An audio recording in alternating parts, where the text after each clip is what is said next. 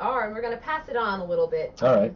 We'll give because it's like almost like 5:15, so we'll give them an extra couple minutes. Hello. So. Hello, everyone. Hello. Welcome to the Super Show. Thank you. So, is everyone hearing me right? I know there was some sound problems at first. I think so. Well, we can hear you. We can hear you very clearly. Chat. All right, good. Out. I got a yes, loud and clear. Awesome. Thanks, you guys, for telling us. Yay, good. Interactive chat. Woo! Chat's working. Great. Okay. All right. So we are loading up God Factory or GoD Factory, depending on how you we aren't still. We're not sure in the studio yet. God Factory for now, but there was some people saying GOD, and we're like, hey, that's not sounding bad either. So we don't know yet. Well, there are these big, mysterious, like statue people things. Yep. I don't actually. I don't quite know what they are for. Are those kind of the? They're called God Monument. The premise of the universe of God Factory is that there is this technology that can create carbon. Like it creates matter out of thin air, only it has to be carbon. And with carbon, you can do either graphite or diamonds, and that's the GOD. The GOD stands for graphite or diamond. And these huge monuments are simply the kind of stuff you can create once matter is no longer something that is like it's a costless resource. So you can make things that are as huge as planets as long as you have the technology to create a matter to constitute them. Interesting. Incredibly interesting. Mm-hmm. Actually, before we get too in-depth in here, can you post a link to your Kickstarter in the chat? I have troubles joining the chat right now. Oh, yeah, everybody. It's not loading up. Yeah. Oh, someone else did. Beautiful. Yep, taken care of. Yay! Thank you very much. I just wanted to add it to the little Moobot thing. Right. So since you have a Greenlight. To be clear, this game is currently up on Greenlight. And on Kickstarter. And on Kickstarter. So that's what I was trying to say was the Kickstarter, but I said Greenlight anyway. Yeah, I know. That's why I was fixing it for you. Thank you. That's what I'm here for. So yes, currently on Kickstarter. So these guys could really use your help. So if you like this game and you want to has it, you should go to the Kickstarter. And right now it's like we are in a rather extreme situation. We still need something like $45,000 for in the next 6 days. So it's very stressful, but I hope that with the visibility of the Greenlight SuperShow, it might help and bring back some attention to our game. Cool. So how are we going to do this? Do you want me to join a game somewhere, or do you want me to create a game? I'm going to ask my team to host a game. Excellent. Right. Excellent. Yeah, so for people who don't know, this is GOD, or God Factory, and it's a space fighting game. It's a space fighting game with these really beautiful visuals, and it is online versus, I guess. It's like co-op teams, but versus. Team versus. Space fighting. It has a lot of the elements required to classify it as a MOBA. You have small teams. It has a match structure. It requires coordination, and you have many objectives to accomplish that are not just like killing everyone. So yeah, it's kind of a blend between space combat simulators and MOBA. Cool. Yeah, that's awesome. Oh, I see a game here. Yes. I should join that. Yes, let's join that one. Okay. Aha. Which side should I be on? Whichever one you choose, I'm going to join as well. All right. Okay, so Ian from Escapegoat just got back online. So what I'm going to do to just give him a second to talk, I'm going to call him into the group just for a few minutes, because I feel bad that he missed his spot. We kind of took it over, but yeah. All right. How's that sound? So you guys get everything set up into the game, and then we can talk about it again. All right.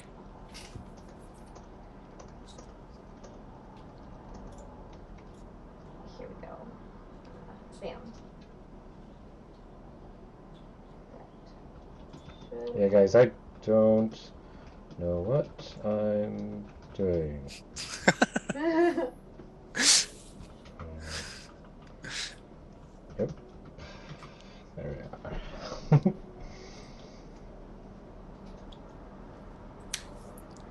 don't know if you guys can pick this up in the background here, but this is Alex's cat Star. I'm gonna move the microphone closer to her for a moment. You're gonna hear my cat snoring. No, you gotta turn your microphone off. Oh. Hey Ian, are you there? Can you hear us? Yeah, I'm here. Alright. Well, so what happened was we played your game for like the first 15 minutes and we were chatting about it and hoping that you'd come on, and then we decided we'd just give like the next few games an extra few minutes to play each. But I want you to have a little bit of time to talk to everybody because a lot of people saw the game and I thought maybe some of them had questions or wanted some more information. And I didn't want to totally deny you your space because that would suck. Well, I can hang out and hope that someone else makes the same time zone error I did. I'm fine to do that. Well, do you want to say a brief moment about stuff while they get all set up for their game? I wouldn't want to talk over someone else's game, to be honest. Like, it seems like that'd kind of be out of place at me. Okay. So no. Hey, Ian. Yeah. We talk a lot already. I would be glad to have you join in. Hey. Okay. Cool. Yeah. Hey, and nice to finally talk to you.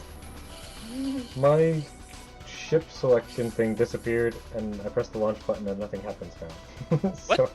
So you're gonna need a few more minutes. I might need to restart here.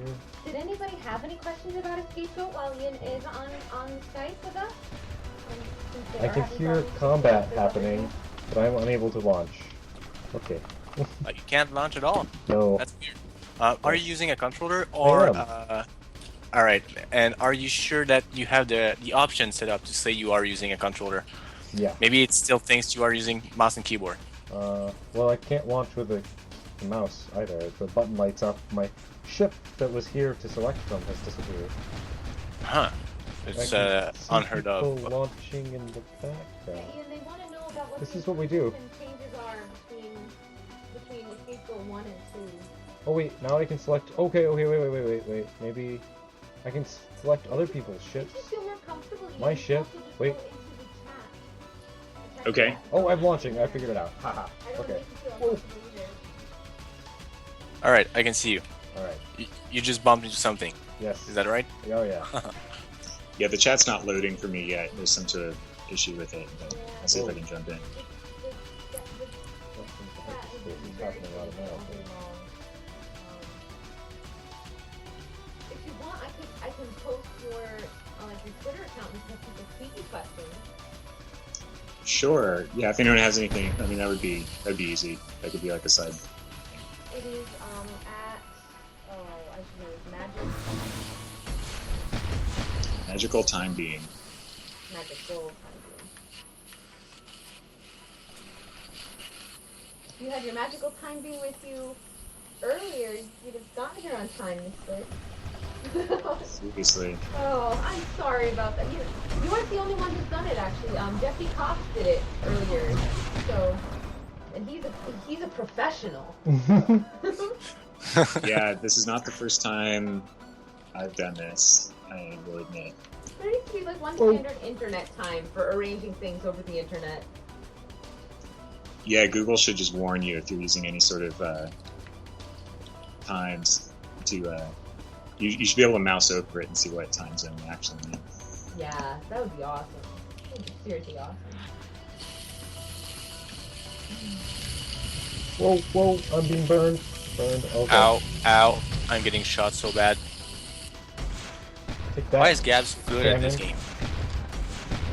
So right now, No. in this game here, this is you're trying to kill the other ship. Is that the idea? As far as like the basis of. Yeah, you have to destroy the enemy's carrier ship, but you need to protect your own. And to destroy the carrier, like you have to take it down part by part. So let's say you destroy the ammunition depot. Well, we'll cut out the ammunition restock for everyone docking in the opposing team. So you gain these small advantages as you go along.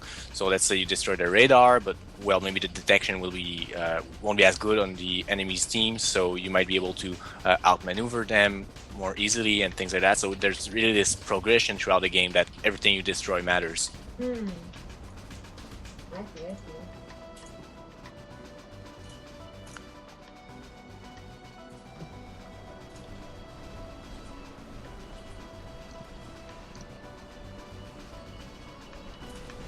it's weird because I can, like, if I alt tab, I can see Calvin playing instead of me. That's right. I hope you're playing on the same team. If he was on the opposing team, I could cheat with that. Yeah, exactly.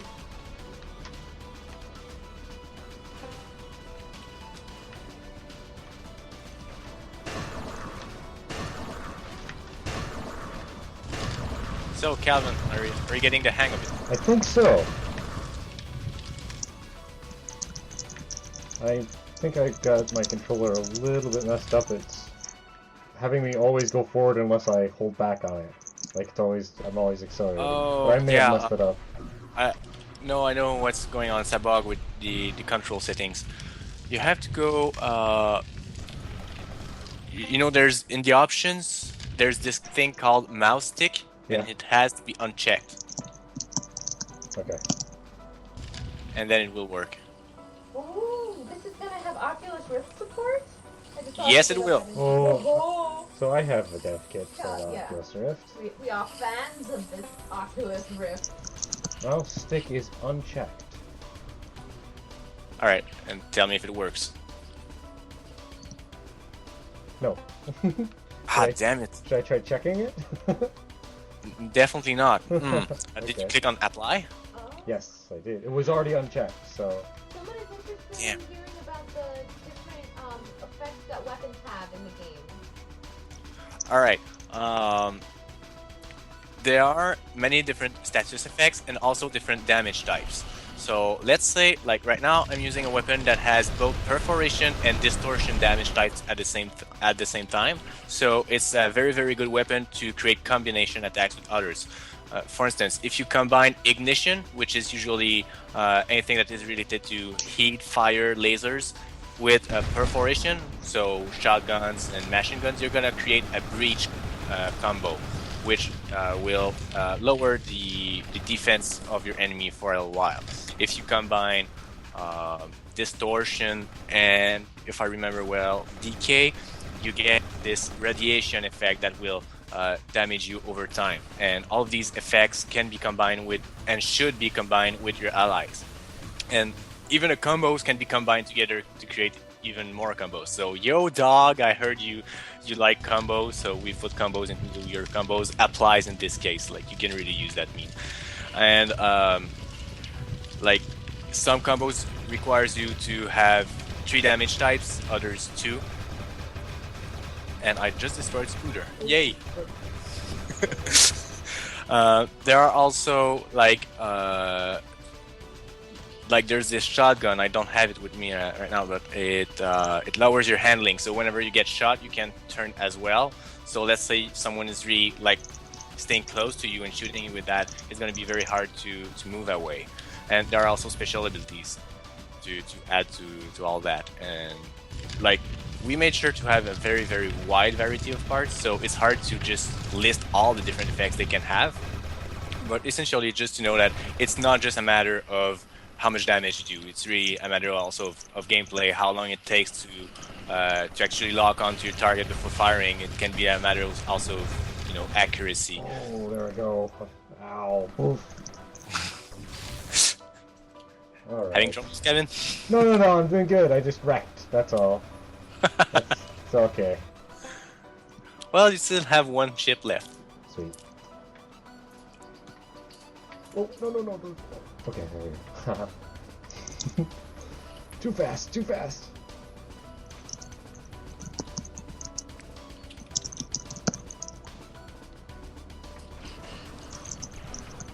I wonder if he can hear me right now, but if he can, hey Spooder!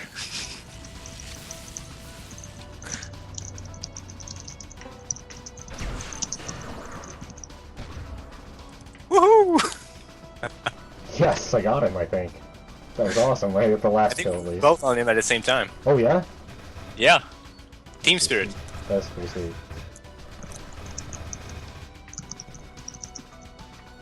So, when I first played this game, I was all by myself and just flying around, and I'm going, what is going on?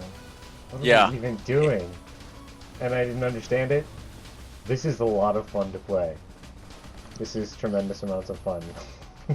And that's one thing that is both good and bad for us, is that we really need to be multiple players to have fun with that. There is no single player mode, but it means we really focus on making the best multiplayer experience. And once you do have it, right now, I think like all the previews are very positive for the game. So I guess it's really just a matter of being able to live that experience.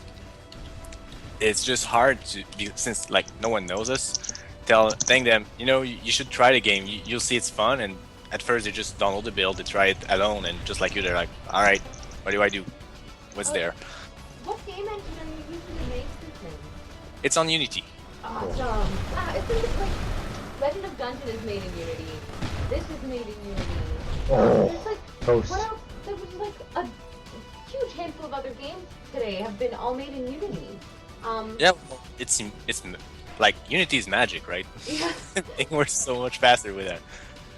And like we were wondering if we could make a Linux version of the game, and we weren't convinced. We always heard that it took a lot of support to just make sure it works well, and we didn't want to be stuck, like, you know, customer support failing and not being able to just help people. And no one here is really used to using Linux, but we just ran a few tests with the Unity, and basically it was just, you know, we just clicked a few things, and in a matter of hours, it was ready. We knew it would work well, and like the biggest part of the job was just installing Linux and making sure it works. we had a harder time just installing Linux and making it work than just having the port of it ready thanks to Unity. We are getting wrecked. I don't think we're gonna win this. 30 seconds left to the game. You just got a Kickstarter backer. Yay! Yeah, awesome out of 10. Oh, that's very nice of you guys. It is. Really appreciate it.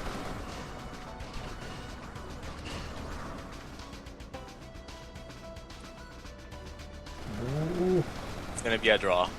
It's gonna be a draw. After your section on the show is over, you should go to Reddit and have all of the people on this stream upvote your posts on Reddit about your Kickstarter and Greenlight.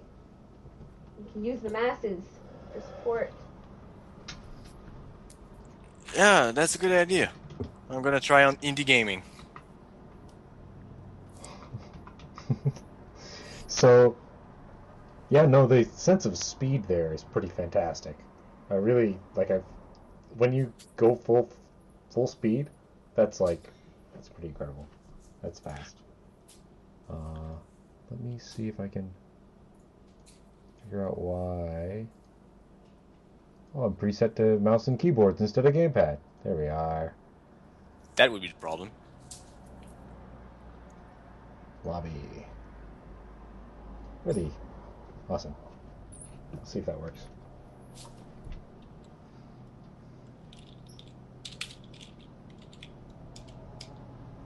Yeah, I would love to play this on my Rift. It'd be a lot of fun. Well, I think you can try with this build, but I'm not sure. Let me check with the devs. It's gonna take me 1 second.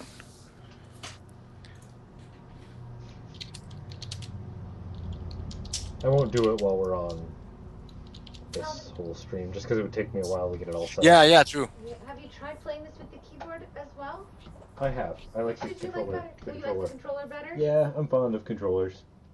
Is it as far as like from the developer's standpoint, do you feel like the controller is where you were trying to get people to play the game on, or is it more like a preference thing personally?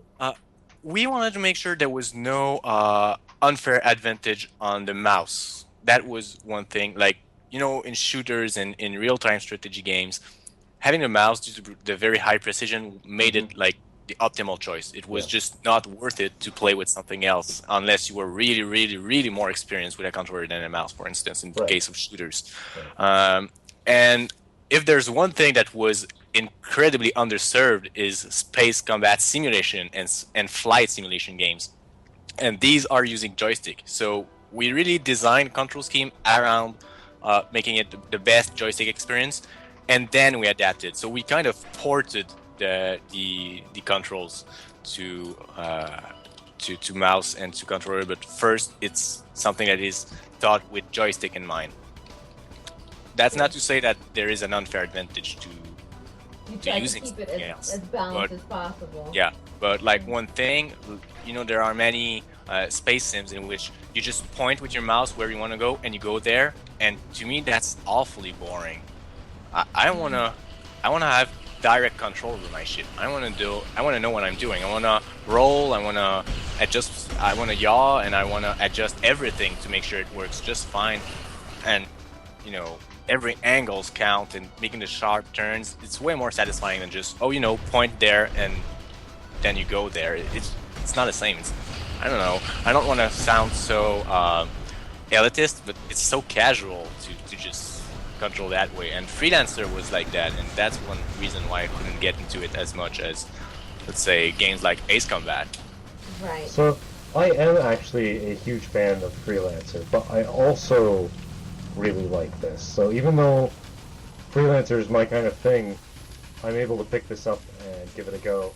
And actually, it really does have a lot more skill is going to be involved in flying these ships, but that's fun.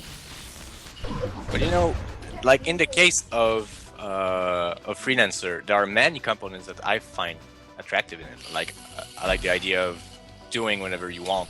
Any game that is like an open sandbox, I like.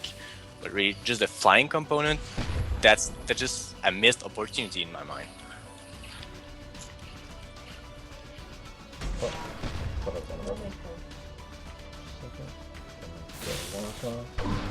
Nope. Go away. You're getting lots of compliments. I don't know if you're seeing the chat and you're playing the game right now. No, I can't because I'm playing. Everyone is saying that the game is beautiful.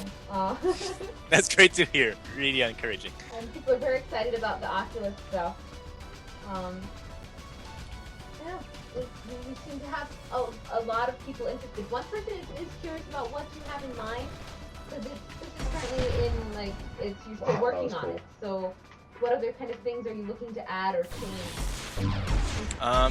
One thing is that right now we don't have any progression system done. We want a persistent leveling. Like you gain experience with different parts. That was so cool. You can unlock new stuff very consistently.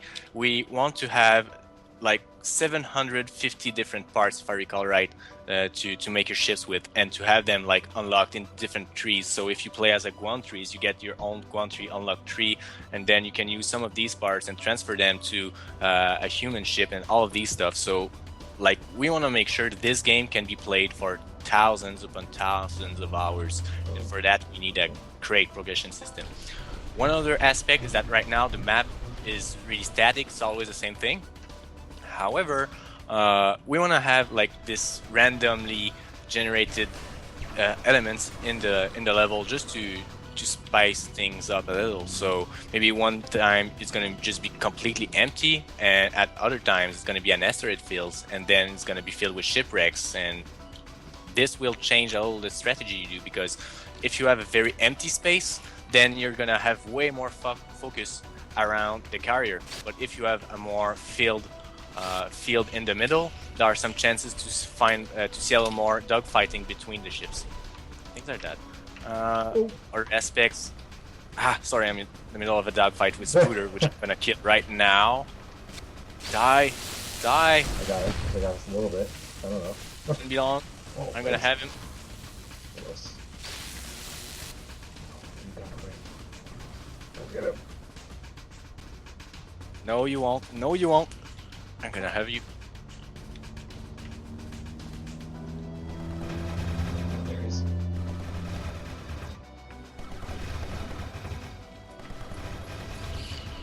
Yes! Alright, so what was I seeing? I don't know. Oh yeah, right. The other things we wanted to add, but I don't remember what I wanted to say. You're talking about like a persistent, so the leveling system and things like that. Yes. Covered that part. Was there anything else? Well, it's really a big part, but there's like a lot of people were asking, will there be just one mode? And so far, my answer is yes, because we are just a small indie developer. We won't have millions of players on launch, and we can't afford to divide the attention in different matches, different maps, and different modes. We'd rather have one thing that is very well made and which everyone can enjoy than to, like whenever there's a map pack that is released on some shooter, you just forget some of the maps and everyone moves to something else. And then if you want to have another experience, you're just stuck because there's no players to play with. We don't want to have that kind of feeling. Yeah, no. That is one of the troubles with having it be online only, is then you're relying on there always being lots of players. Yep. And if there's one thing also is, like, one thing I really like about the fact we're going to make an online game is that we can answer to the community and see what they want and just adjust accordingly. It's something we're very interested in seeing, like, what do they appreciate most? What can we do to make the experience better to them?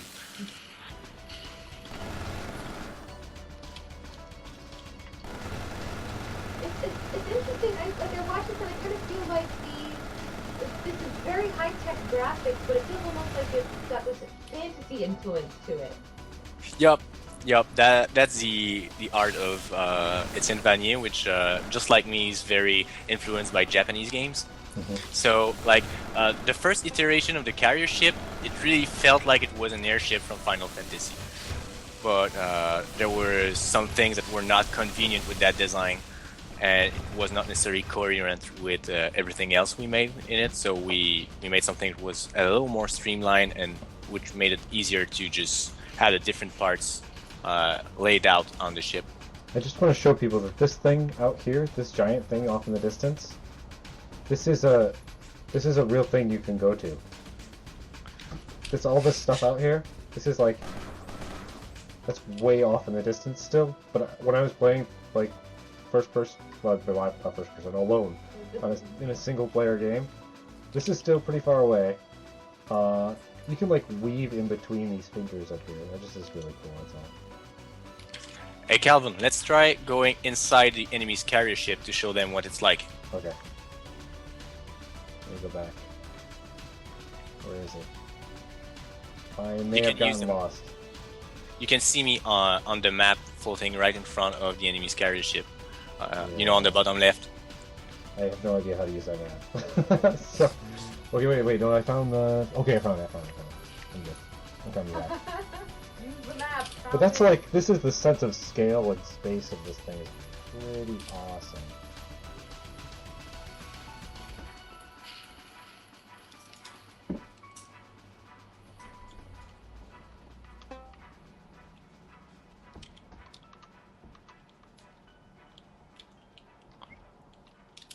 I can see you. Yep, I'm on my way in. Slow and steady. I'm not far away. I ran out of fuel, out of speed stuffs. Okay, where is the entrance to this thing? It's in the front. Okay, I think this is the back. Almost definitely.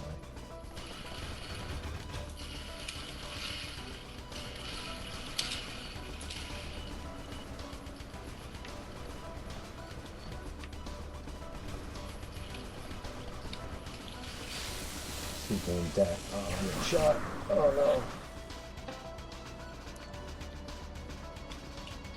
no. I'm out in front of the main deck here. Alright, it's just above the main deck. Okay. Oh, I see it. I think. Oh yeah. Alright, yes, you're there. And I'm right with you. Right behind you. Oh. Oh, that's it. So you got a kind of a Star Wars corridor kind of thing going on. Did you crash? No, it was the end of the round. Oh, that was the end? Somebody won or something? That's one thing we wanted to add. It's to the game. We're gonna need this winning animation and more feedback to just let the player know what is going on, like where you are at, what has been destroyed, and just make sure it's very evident that you know what's going on, and that once the game is finished, that you can see the carrier ship destroying it with stone cannon or the big explosion finally to just make you feel like, oh, right, we reached the end of the game. Oh, someone wants to know if you can customize your ships at all. It's the most customizable spaceship game almost in the world. Simply put, you get to Calvin, can you go inside the hangar and show them what it's like? I cannot change screen if I'm ready. I'm unready. You just have to click on There we hangar. go. Okay. You have to unready yourself. That is very Then customizable. there you go. Okay. And you can show them what it's like to customize a ship. Oh, guys, do you see this? Do you see this? This is crazy. Everything changes almost everything changes both your look and your stats, and all of these parts are extremely like the differences are very easy to notice. It's radical. So let's say you switch from one pair of wings to the other. You change your speed. You change the amount of weapons you can have on your ship at once. It changes the handling.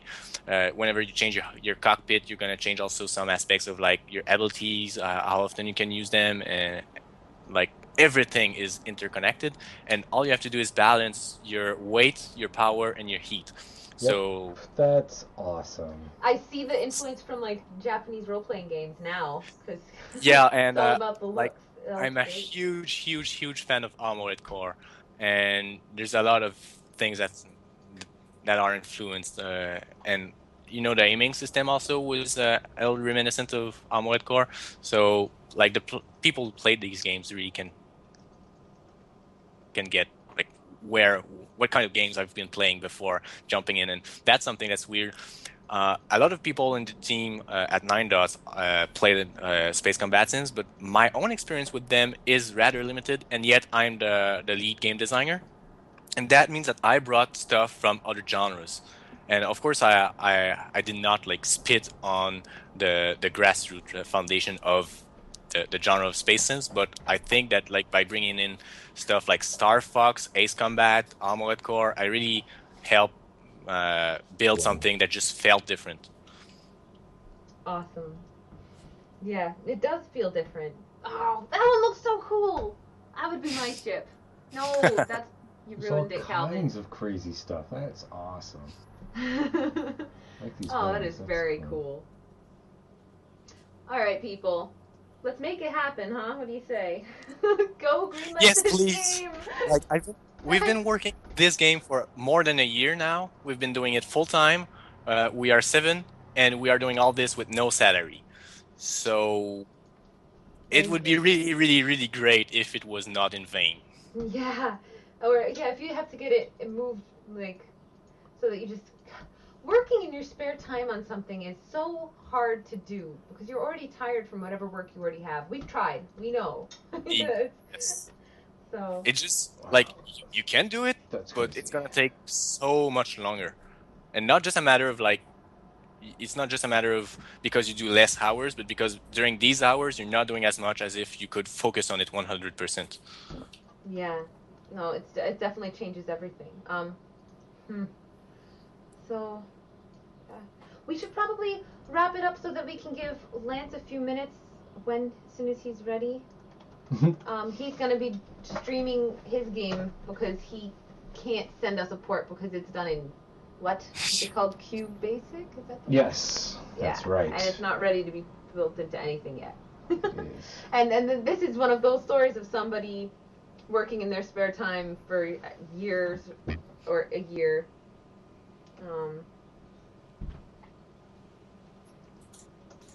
Yeah. All right. So I'm gonna jump out of here. Did you have any other last things you wanted to say to anyone, or do you want to answer a few questions while Lance gets set up? If there are some questions, I'd be glad to answer them. If not, I just have to say a huge thank you for organizing all this. Really, Calvin, Alex, what you're doing for indies right now is just incredible. It helps everybody out, so I mean, we're just spreading the love. Yep. That's all. Well, thank you so much. We've been helped excessively, and we want to do the same for other people. So that's all it gets down to. Yeah. It was hard work, but it was totally worth it. Yeah. I can imagine. You worked hard on your game, and it's totally worth it. So it's definitely worth showing. I'm glad we I'm glad we did this. I see one question in the chat on the Twitch channel. Can you put Team Fortress 2 hats on your ship? Yes. We planned some joke items, including a top hat for the Chorian species. Nice. So, and of course, if people want to help us on Kickstarter, you can pay to have custom vanity items, which could happen to be hats. Amazing. I think that's lovely. Hats confirmed for... It is confirmed that these developers have a sense of humor. It is good. We approve. Alright guys, that's right. Greenlight and Kickstart for hats.